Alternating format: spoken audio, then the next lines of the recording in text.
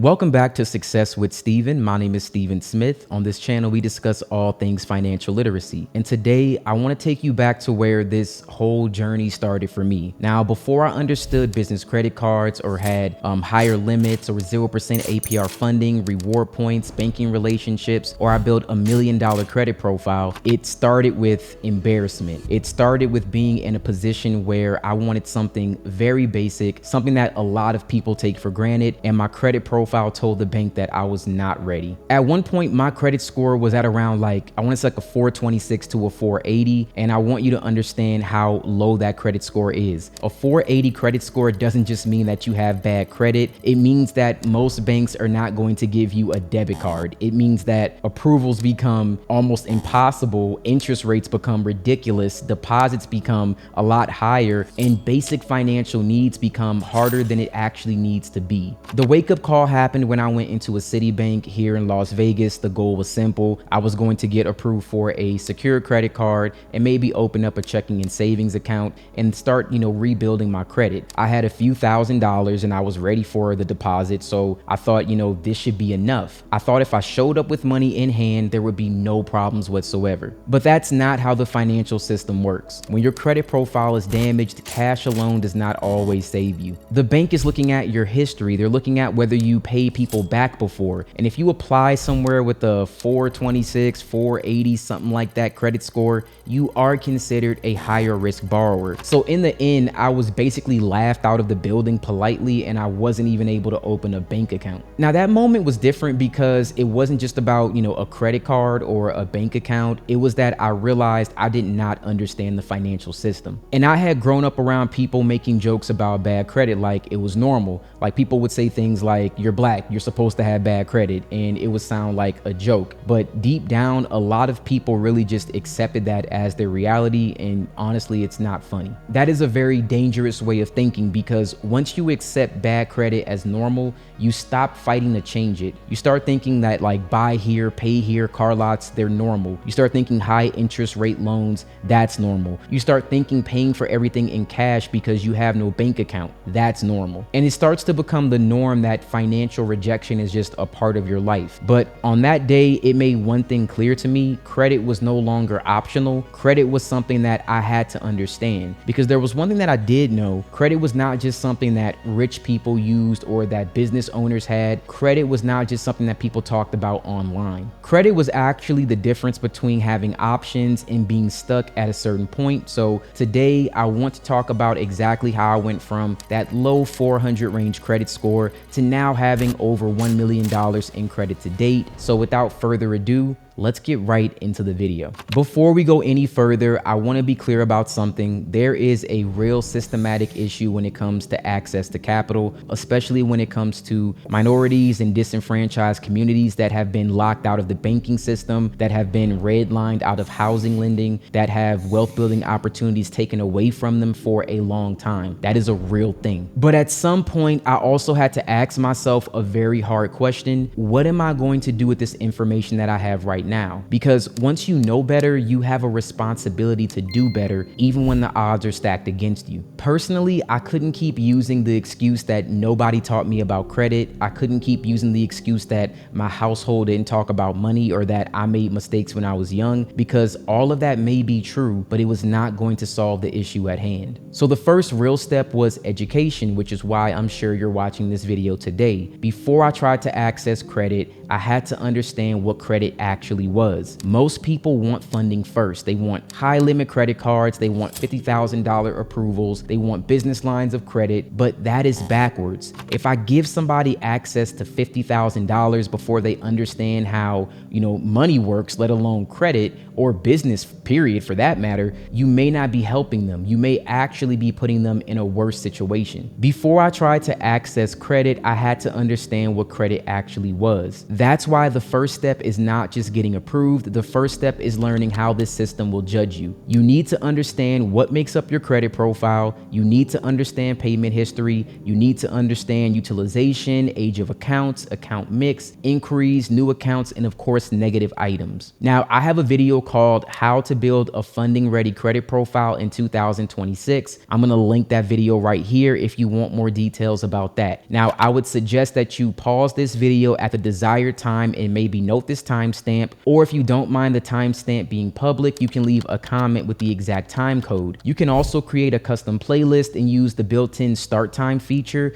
That way you can actually jump to the point of the video that you want to watch at that moment in time. Now, you need to understand the difference between revolving credit and installment credit. You also need to understand why lenders may pull Experian, or they may pull Equifax, or they may pull TransUnion. So the goal is not just to build a profile that makes you look lendable. The goal is to also understand how this system works. I also have a much older video where I talk about like secrets that the credit bureaus don't want you to know, where I talk about my experience with working at a few like different banks and how there is a lot of systematic oppression. Now, that's something where it's not just a step-by-step guide. It goes into a lot more detail about just how I feel about this system. You guys can check that out, but you know, that can be on your own time. Again, you can make a note right here and you can put like a timestamp if you want to refer back to that. Now, once I understood that credit mattered and I was going to take actionable steps to understand it, the next step was cleaning up the things that I had damaged. Now, this is where a lot of people get stuck because they think that credit repair means paying a company to remove everything they don't like from their credit report, and that is not how this should work. Now, for me personally, back in like the early 2020s, like 2019, I had been a day trader. I mean, I was making money by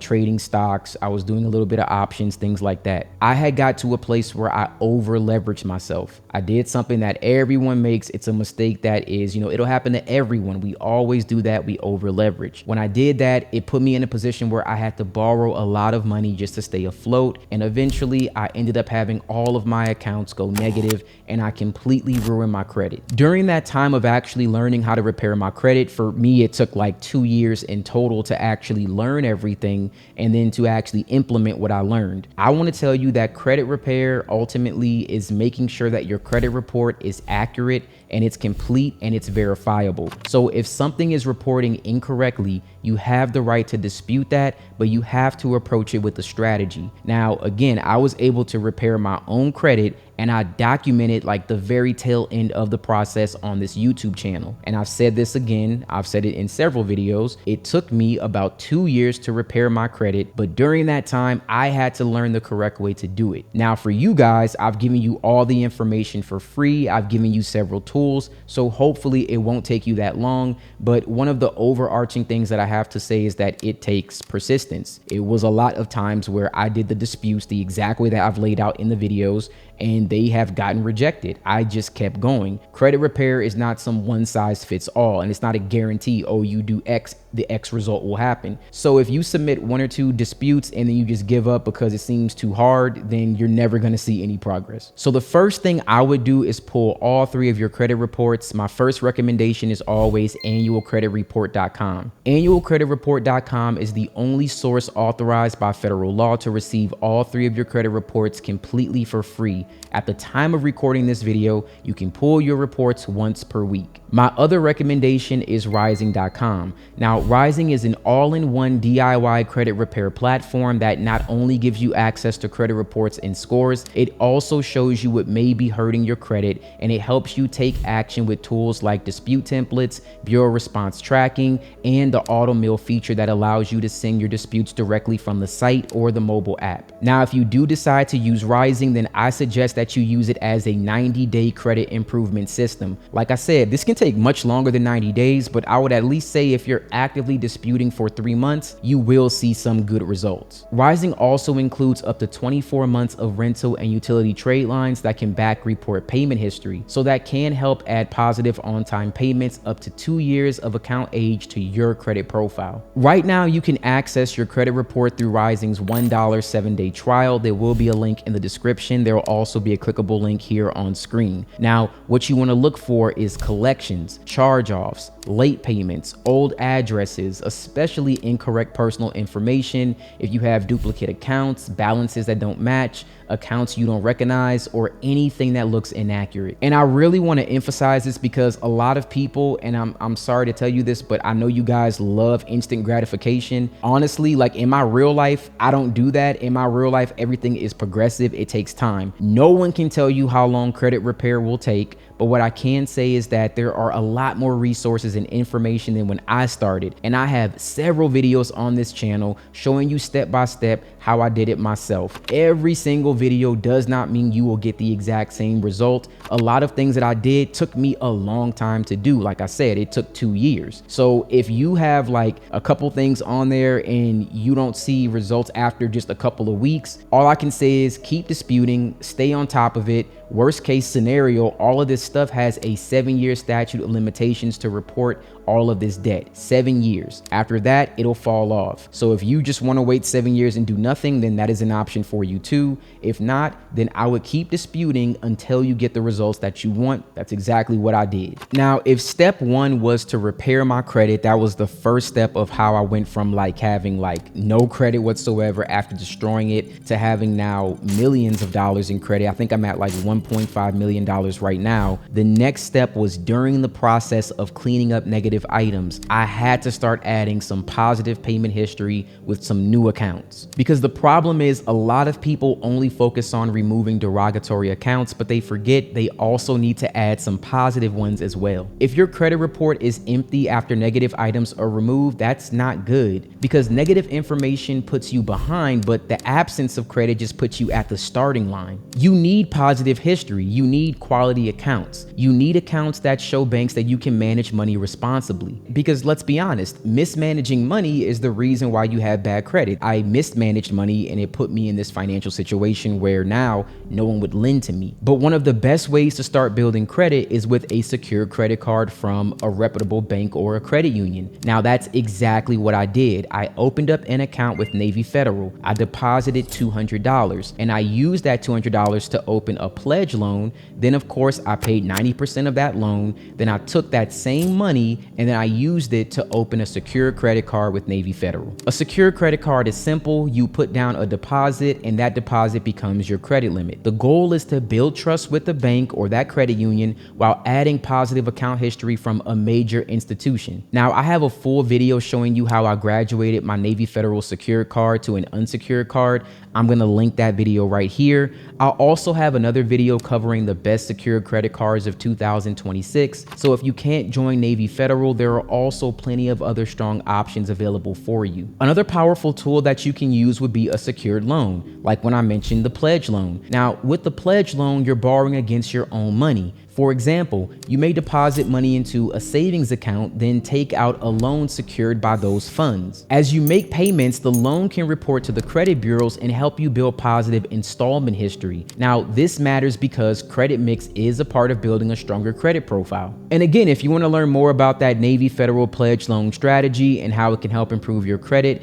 I'll link that video here, but I do have a limit. I can only link 5 videos on screen. So if you don't see it, go to my channel, click the search bar, type in pledge loan, the video should come up. Now, going back to credit mix, if you only have revolving accounts, you may be missing installment history. A strong credit profile shows lenders that you can handle different types of credit responsibly, and that can be like an auto loan. It could also be an installment loan. It can be your credit cards, things like that. But again, quality really does matter. So if you're still repairing your credit and you can only qualify for credit builder accounts right now, that is okay. I recently released a video where I broke down $58,000 in credit builder accounts that you can add to your credit profile. It also includes a mix of revolving and installment accounts to help you build a stronger credit mix. Now, I would recommend that you start with maybe 2 to 4 credit builder accounts, but you should also try to add 2 to 3 accounts from a major bank or credit union when possible. Credit unions, major banks, and secure products, they will eventually graduate, and usually you'll get better options later down the line, which is very important in this process. Now, for me personally, going from, having no credit to getting to this point where my credit was actually okay, it was decent. decent. Now I was actually able to start applying for credit cards. Now, some of you may have decent credit right now where you weren't in that position where you have to repair your own credit. This is kind of where you would start from. And this is step number 3. It's going to be access versus conditioned. And this is where the conversation gets really serious, because after you cleaned up your credit, or let's say you already have decent credit, maybe you haven't made any mistakes yet. Getting access to credit is one thing, but being conditioned for credit is something completely different. Now, that is the one good thing about when you ruin your credit. You definitely learn a lot from that. I mean, you have to get a lot more savvy. If you've never had that happen to you, then, you may end up making some mistakes. Again, a lot of people think that the goal is to get approved for like a $50,000 credit card, but that is not the real goal. The real goal is knowing exactly what you're going to do with that $50,000 before you even use it, because access to capital without a plan can destroy all the progress that you've worked so hard to build. And let me tell you, I've seen people get approved for credit and end up in a worse position because they treated credit like income. They got some cards and started making personal purchases, and they had no repayment plans, and then for some reason they would act surprised when the statement came due. Credit is not free money. Credit is leverage, and leverage only works when there is a strategy behind it. I'll also have another video titled How to Leverage Credit Like the Rich, even if you're starting from zero, where I break all of this down in more details. But if you use credit, you need to ask yourself a few questions. How will this create cash flow? If you're using credit to fund a business, what will the business model actually be? How will the business make money? What are the expenses? What is the timeline? What happens if things take a longer time frame than expected? What is my backup plan? See, in the past, I never asked myself any of these questions. If you're using credit to build banking relationships, how will you manage the monthly payments? This is the part that most people skip because it requires planning. If you're watching this video, I'm assuming that you're trying to leverage credit in order to improve your financial situation in some way, form, or fashion. Now, most of us will do that by starting a business, but you have to understand, a business solves a real problem, and solving problem means creating value for someone else other than yourself. And for someone who cares about, let's say, status, it's very hard for someone like you to create wealth, because most people I talk to who are like this, they never want to work hard. They're always looking for a shortcut, and they don't want to solve other people's problems. And that's why we're talking about this. Most people never sit down and try to figure that part out. They want approval screenshots, but they don't want the responsibility that comes with approvals. For example, I figured out the reason why I was in that bad position was for 2 things. Number 1,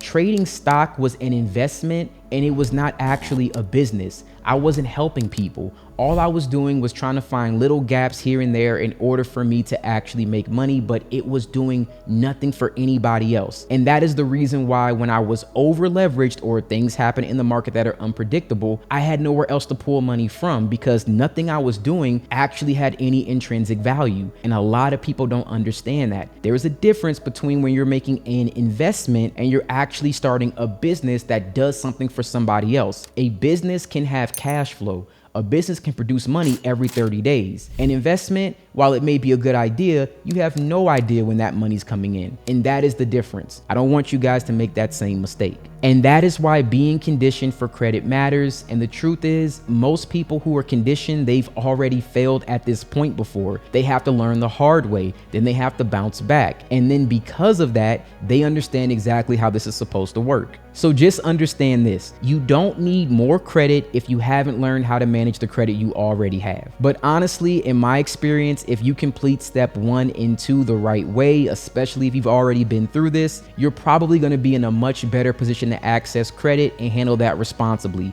If you want to impress people by having approvals or by just showing them that, I have this credit card where I could charge this and I'm going to spend this isn't for you. I would hope that maybe that's not you. And if that is you, more than likely you'll end up at step number 1. You'll have to repair your credit. You'll have to go through this, and then you'll get back to this point where you learn that all made absolutely no sense, and you'll have to get that reality check. Now for me, step number 4 was increasing my income and learning to pivot. So after I cleaned up my credit and everything was good, I had already started a new business. So I already knew I needed to start making money before I just applied for credit cards and, tried to access all of this funding. So cleaning up your credit, that's going to give you the ability to gain access to higher limit credit cards, funding, things like that. But credit alone is not enough. You still need income. You still need cash flow. You still need a plan to repay what you borrow. And this is again where a lot of people also get stuck. I've had people since I started this channel fix their credit, immediately start chasing funding, but then they have no clear plan for how they're going to use this money to actually produce more money. And I've said this in many coachings that I've done in the past. I was in the same position before,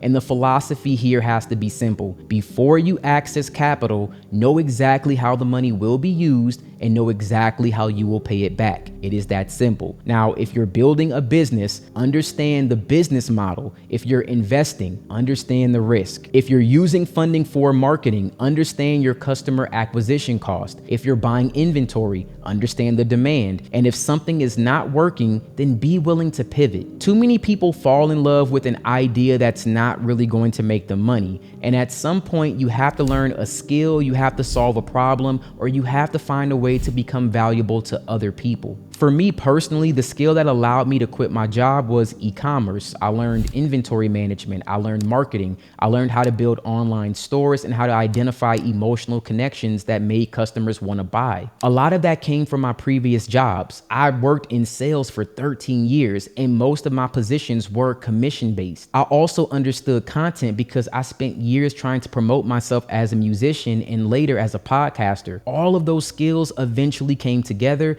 and they helped me build what I'm doing right now here on YouTube. I have another video where I break down my passive income streams called No Job in 3 Years, how to build income streams that pay all of your bills. Now, if you're stuck at this part of the process, watch that video and check out my business ideas playlist for different income streams that you may want to try. Now, I really want you guys to understand this. There is no perfect path. I never thought I would be on YouTube talking about finance. Trust me, I understand this, and this really isn't for everyone. But if you get to the point where your income outside of your 9-to-5 job can cover all of your bills, you may decide you want to take that leap of faith into full self-employment like I did. And once again, that move is not for everyone, but when you have more control over your time and you treat your business like a real job, you show up every day, you stay consistent, and you improve your skills, you give yourself a much better chance to scale your income faster, which does give you the chance to leverage credit at the highest level possible. Because honestly, the reason why I've been able to scale up so quickly is because I spend all of my time doing the same thing. Because what I do to scale is tied to how I make income every single day. I spend all my time doing it and I don't have a traditional job. It makes it very, very easy for me to see results a lot faster than the average person. So once I actually had some really good income, that was when I started applying for credit cards, and you guys kind of saw my journey throughout my YouTube channel of all the cards that I applied for and when I actually did this step by step. So let's talk about that next. So step number 5 is going to be building banking relationships. Once my personal credit profile and income started getting stronger, I had to start building relationships with banks, and I'll keep this part brief because I have several videos that go deep into this topic. But if you want to access serious capital, you have to stop treating banks like random apps on your phone, and you need to start building with financial institutions with intent. You have to be intentional about what you're trying to do. And as you can see here on screen, this isn't like something that I want you to copy. I'm just giving an example of how, you might do a funding sequence. You might go to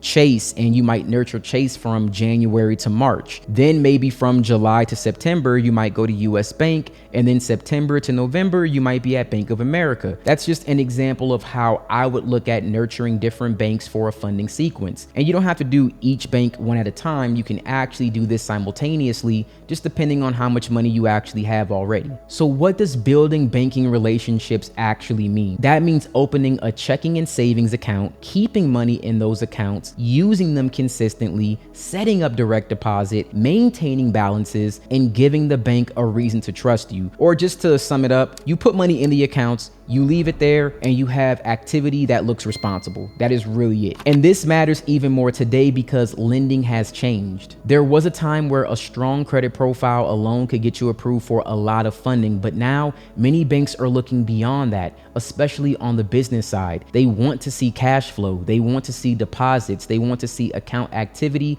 and they want to see real relationships. So if a bank sees consistent deposits, if they see responsible account management, strong credit behavior, and a history with them, you will look more attractive than someone who only has a decent credit score but no banking relationship and no activity. Now, once you establish those relationships, you can start positioning yourself for high limit credit cards, business credit cards, 0% APR funding, but you still need to have a plan. One strategy I've talked about before is using 0% APR business credit cards to access capital and then using that capital to build additional banking relationships. For example, let's say that someone gets approved for around $50,000 in 0% APR credit cards, their business credit cards with a 12-month introductory period. That does not mean that someone should just run out and spend $50,000. A strategic person would look at this and ask themselves, how can I use this to position myself for the next credit level? In a situation where you have income, like you're making money from your business, one option that you have is to liquidate a portion of your credit, meaning that you convert part of your available credit line into usable cash,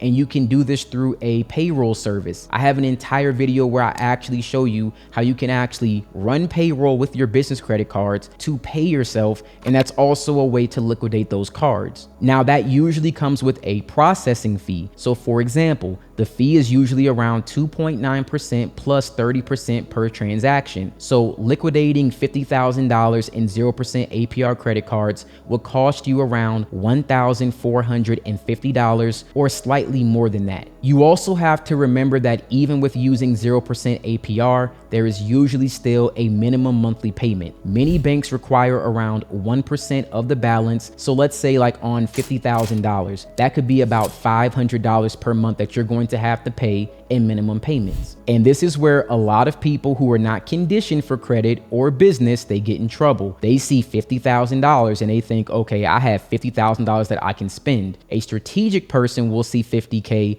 and immediately account for the fees, the payments, and risk management. That is where you may want to set aside 15 to 20% of the capital just to cover payments during the 0% APR period. That way, the minimum payments are already handled and you can use the remaining capital to build banking relationships and fund a business or generate revenue or position yourself for future approvals. For example, liquidate $50,000, you would subtract the processing fee of $1,450. You're left with around $48,550. Now, even if the card has 0% APR, you still have to account for the minimum payments. Now, if the minimum payments are around $500 per month for, let's say, the total amount of these cards, it's $50K, that would be around $6,000 over 1 year. But you want to be more conservative. So let's set aside 30% of that $48,550 for payments, fees, and of course, risk management. That would end up being $14,565. After setting aside that money, you would still have $33,985 available, and you can use that to seed future bank accounts. You can build stronger banking relationships, and you can position yourself for more capital in the funding sequence. But if you liquidate credit cards and you spend the money on your lifestyle, you're not building wealth, you're just building a future problem. Also remember, the 0%